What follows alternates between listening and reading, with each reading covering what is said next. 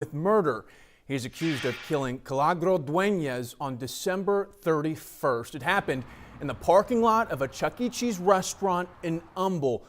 Dueñas was reportedly shot as he walked into the restaurant carrying his daughter's birthday cake. Police say moments earlier he had exchanged words with the shooter, who had been driving the wrong direction in the parking lot.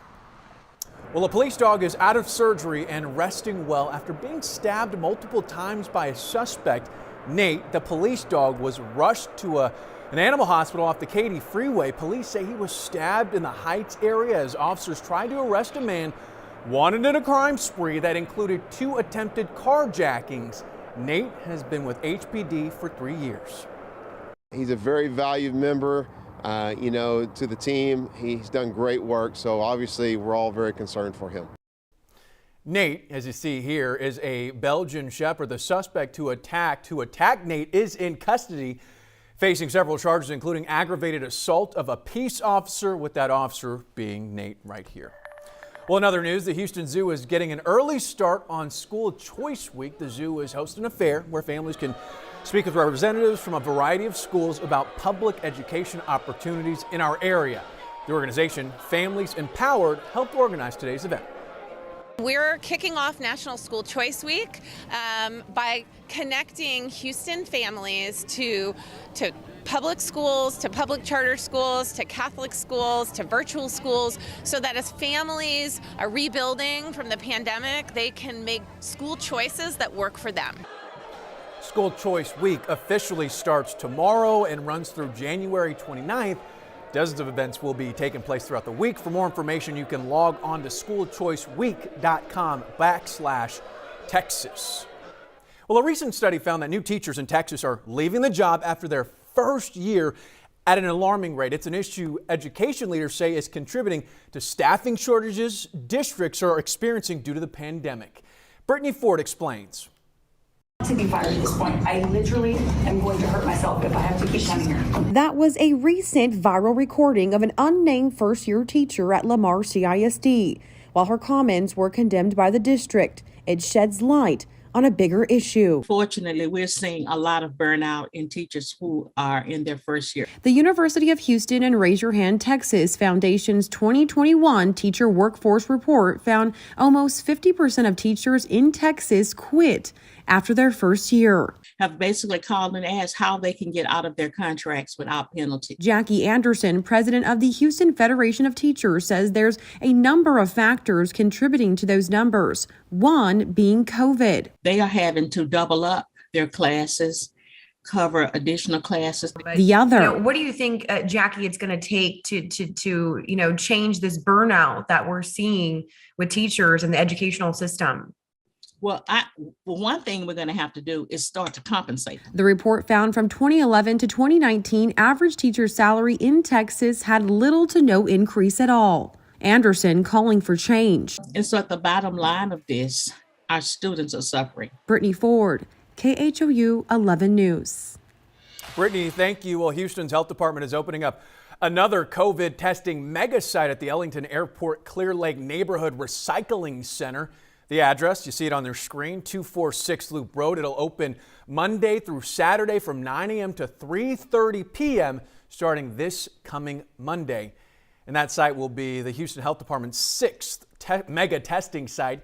If you need information on where to get a test or the COVID vaccines, you can text one of these keywords right there, vaccine booster or testing, to 713-526-1111, and we'll send you some very helpful links. And a reminder that TxDOT closed all northbound lanes of the West Loop from Richmond to West Park, and they will remain closed until Monday morning right around 5 a.m. This is a live look courtesy of our friends at Houston Transtar. You can see cars starting to approaching the closed off section in the upper right part of your screen. And you know what? It can be a mess, and living around that area with all that construction underway on the interchange, avoid it if you can at all costs. All right, let's get to the weather now. Here's a live look. Oh, that looks great.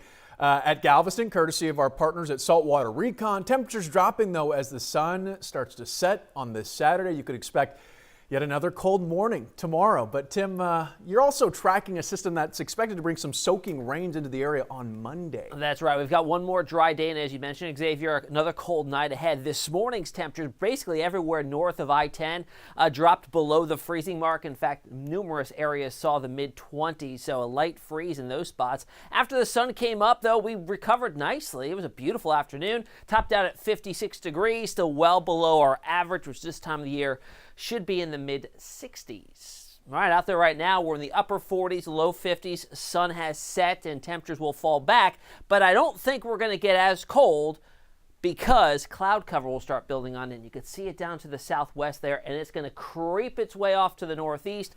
That'll tend to act as a blanket, insulating us a little bit. It's still going to be cold, but I don't think it's going to be as widespread sub-freezing like we saw last night. Here's how it looks on future track. There's those clouds rolling on in as we head through the next couple of hours.